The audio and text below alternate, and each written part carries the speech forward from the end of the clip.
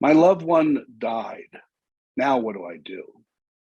Hi, I'm Neil Tyra. I'm an estate planning attorney in Rockville, Maryland. I do estate plans for regular folks like you and me.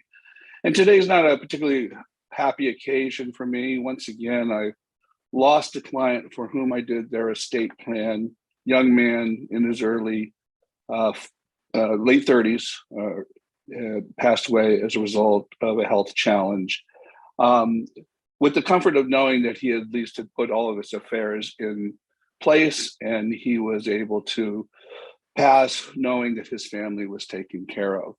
Ironically, though, the family contacted me within 48 hours of his passing to ask what they need to do next. What do they have to do with respect to opening his estate? So the first thing I told him is, you don't have to do anything right away. In fact, you need to do nothing. You need to spend the time with your family. You need to mourn your loss. The court will wait. There's no timeline that says you have to do something right away. So put that out of your mind and deal with what you have to deal with the passing of a loved one. One of the people that you'll come in contact with in the next few days after you lose a loved one is the director. And that's from whom you get copies of the death certificate. So one of the things you need to do is get multiple copies. We usually recommend 10 to 12 copies of the death certificate because you're going to need them for when you open the probate estate and have to send the people who own the assets of the decedent copies of the death certificate. Normally, they do require an original. So you'll need 10 to 12 original copies.